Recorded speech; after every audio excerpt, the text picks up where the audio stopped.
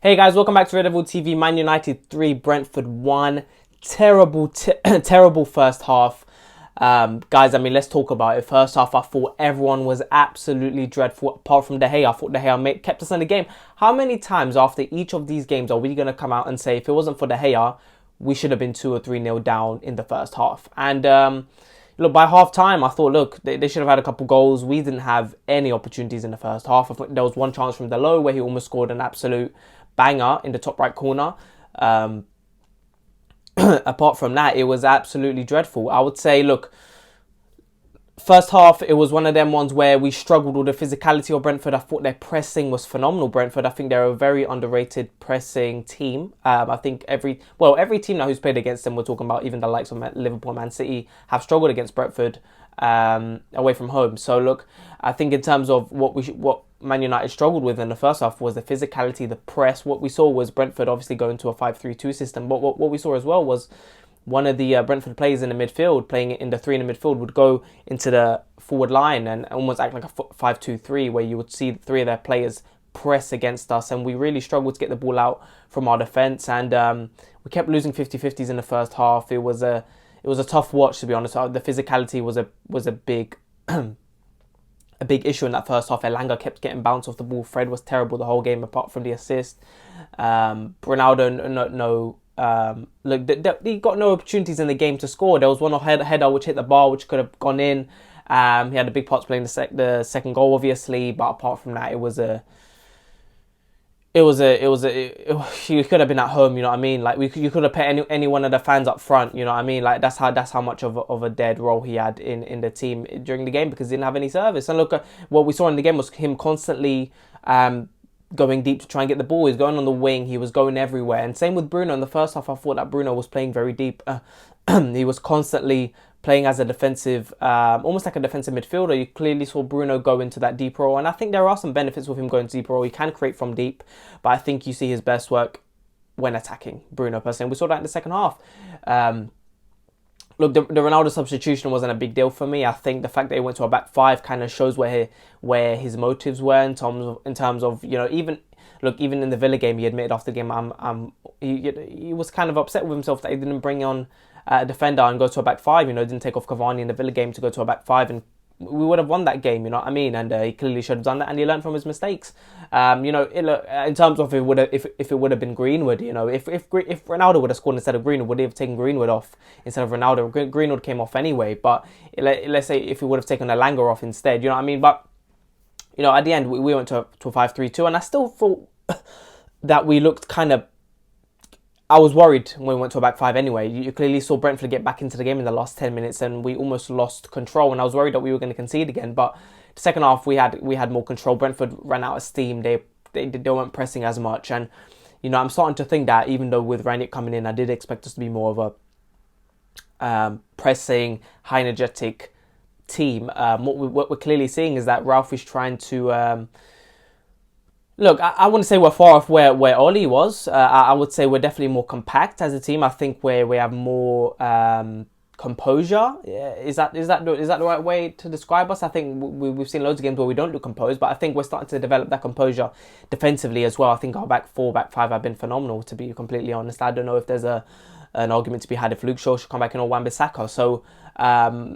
look, I think if I know Sancho had his problems, apparently he was at a funeral, but if Sancho was available, I would have played him. You know, I don't want to see Greenwood, Elanga, Ronaldo. I don't want to see Rashford, Greenwood, Ronaldo up top. I don't want to see it. In that system, I only want to see Greenwood play up top with another striker. And with Rashford, I don't mind seeing him on the wing, but you're going to have another creative player on the right wing, and that should be Sancho, in my opinion. So, look, in terms of it, I just want to see us play better football. And look, that second half, we can take a lot from it. That second half was a lot better. You saw Bruno more attacking. Scott McTominay had a major part in the second goal with Ronaldo, Bruno and Greenwood. I think it was definitely a fantastic team goal. I still think at times our midfield just got run over too easily.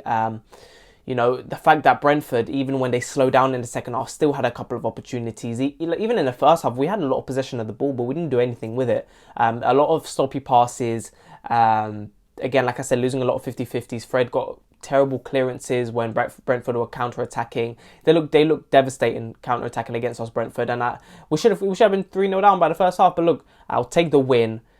West Ham is going to be a big game, and this is where it's going to matter now, because look, I still think top 4 is off. And now a win against West Ham will get me more optimistic. But you know, we have to look at the likes of Arsenal and Tottenham, and it's going to be a tough one. So, look, if we're looking at it closely, guys, where's the team go from here? Is Maguire going to come back in? He came back on yesterday. Was it because he's the captain, or was it because Rangnick did want to bring a back 5 and keep us defensively solid, where we still look kind of shaky even with a back 5, but we still managed not to concede another goal? So I think, look, in terms of where he should stick with Brentford, look, I mean, let's have this discussion. I might as well do my starting 11 now. I might as well do my preview right now. And I think personally, if we're looking at the back 4, look, I think you should keep it the same. Stick with Telles, stick with Dalot, stick with Lindelof and Varane, and obviously stick with De Gea, our best goalkeeper. Look, I think you should stick with that. I think the 4-3-3 is what we saw in the game. We did see us play a 4-3-3. But what we saw in the second half is somehow, I don't know if he stuck more with a 4-3-3 or thought he started to stick with more of a 4-2-3-1 in the second half with both Fred and McTominay playing as the pivots, because what we saw in the first half was clearly terrible. McTominay was playing as a pivot where you saw Fred go up. Scott McTominay in the first half was playing as a defensive midfielder by himself, and you clearly saw him getting run over. In the second half, what we saw, they were a bit more closer to each other, so it was definitely playing more of a 4-2-3-1 in the second half, where you saw both of them playing as defensive midfielders. And yeah, you did see McTominay still go up, and you did see Fred sit back at times, but they were much more compact together with Fred and McTominay, so you did see more of McTominay's attacking play in the second half, where you saw him shoot from outside the box and get more attacking involved, and that's why we need a defensive midfielder. I think McTominay has a spot in the team in that number 8 position, but so does Fred, so does Van der Beek, and look, this is going to be interesting. Some players have to go, in my opinion. So look, in terms of the preview for the West Ham game, West Ham, we know about this: Souček, Declan Rice, Antonio with the pace. It's going to be a tough game. Earlier on this season, it was a tough game away from home. We lost to them in the Carabao Cup. Physical team as well, big players. I think we're going to have to play Matic and McTominay personally in that pivot role. If we're going to play 4-2-3-1, 4-3-3, whatever, I think they need to be in the team, McTominay and Matic. So if I'm looking at it, I would rather stick with McTominay and Matic. And I know, look, I think we've seen games where we played well together, McTominay and Matic. In the Burnley game, I think they also played in the Wolves game and they looked dreadful. They got run over in the midfield. And look, there's levels here. Declan Rice, he didn't play particularly well against us earlier on in the season, but I think he's a better midfielder than any of our midfielders in the defensive role. Of course, McTominay, Fred. But I would stick with Matic and McTominay because of the physicality attribute that Declan Rice, Souček, all of them, man, they possess. And the pace is going to be an issue with Antonio. It's not going to be an easy game. And I think that they're playing better than we are right now, West Ham. I'll still go with McTominay and Matic. I think McTominay has a role to go forward. I think Matic is fit. He's going to be fit now. He didn't play in this game, so he's going to be better playing off 60th, 70th minute, then bring on maybe, we're not going to see Van der Beek, we'll probably bring on a Fred, whatever, if we're winning the game, depending on what happens throughout the game. I would go, personally, if Sancho's back, I'll go Sancho, Rashford and Bruno. And actually, should Rashford play? You know what? I know he scored, but I think Elanga... Look, one thing I've got to mention is I thought in the first half, Greenwood and Elanga weren't great. I thought they kept losing the ball. They kept getting bounced off the ball, sideways passing. I'll still play Elanga. I wouldn't play Rashford. I'll play Elanga on the left, Sancho on the right, Bruno and Ronaldo up top. And I think that's... Look, is Rani going to go with that? I'm nervous that Maguire's going to come back in, but I think that's the team he should go with. I think what he will do is he'll bring Maguire back in with Varane, and I think he's probably going to play Rashford off the left and keep Bruno. I think Sancho's going to come back in, and I think Ronaldo will play up top. So, guys, let's see what happens. Let me know what you think about the game. This is 2-in-1 video.